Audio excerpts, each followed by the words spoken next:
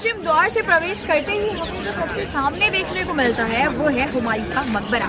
जी हाँ, हुमायूं का मकबरा मुगल कालीन स्थापत्य कला का एक बेहतरीन उदाहरण है और इसे बनाने में लगभग 10 वर्षों से भी ज्यादा का वक्त लगा और इसको बनाया गया था मराक मिर्जा घियाउद्दीन द्वारा मकबरे की कारीगरी को। और ऐसा माना जाता है कि ताजमहल इस मकबरे का ही दूसरा जन्म है। जी हाँ, हुमायूं के इस मकबरे को देखते हुए ताजमहल का निर्माण किया गया था।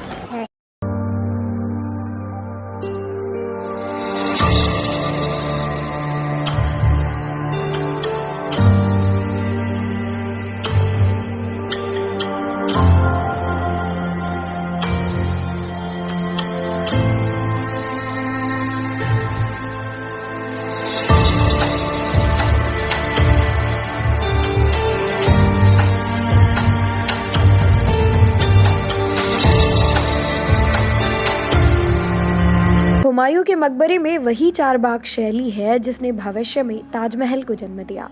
यह मकबरा हुमायूं की विधवा बेगम हमीदा बानो बेगम के आदेशानुसार 1562 में बना था।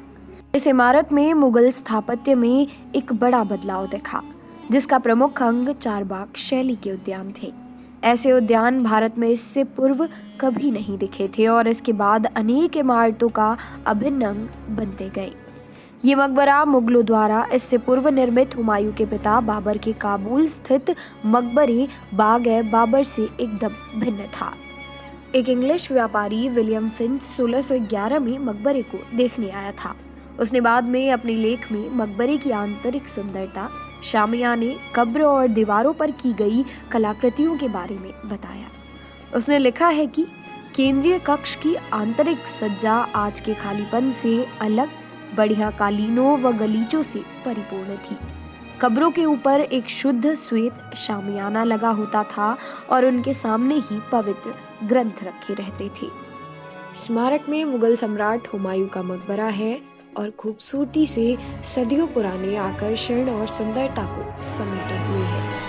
हमीदा बानो बेगम के आदेश पर निर्मित हुमायूं के मकबरे की वास्तुकला ताजमहल जैसी ही है। हुमायूं का मकबरा, जिसे मुगल का छात्रावास भी कहा जाता है, एक या दो नहीं बल्कि एक ही परिसर के अंदर 100 मकबरे हैं। हुमायूं के मकबरे पर कुछ भी न लिखे रहने की वजह से मकबरा किसका है ये पहचान पाना थोड़ा मुश्किल है। मुगल सम्राट हुमायूं की कब्र मकबरे के केंद्रीय मुर्दाघर के अंदर स्थित है। हुमायूं के मकबरे का बाहरी नजारा बेहद खूबसूरत है क्योंकि यह भारत में निर्मित पहला बागों वाला मकबरा है।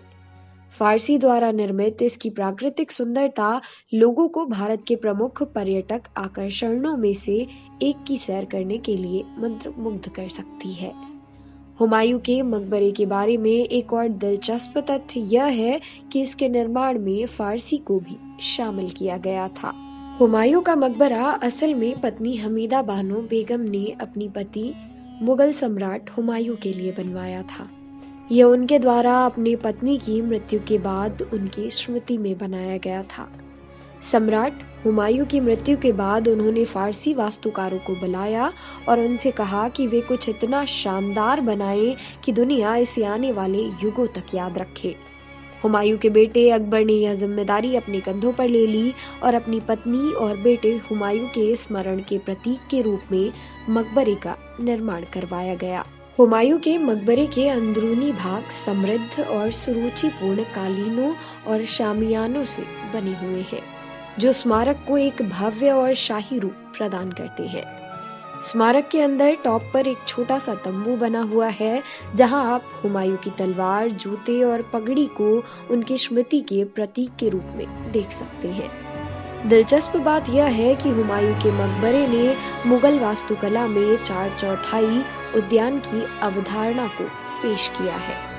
हुमायूं के मकबरे के ऊपर स्थित गुंबद लगभग 42 मीटर लंबा है, जहां आप सीढ़ियों के माध्यम से जा सकते हैं। स्मारक की जहां से शुरुआत होती है, वहां से शुरू होने वाले 2 प्लेटफॉर्मों को अलग अलग करने के लिए सीढ़ियों का निर्माण किया गया है।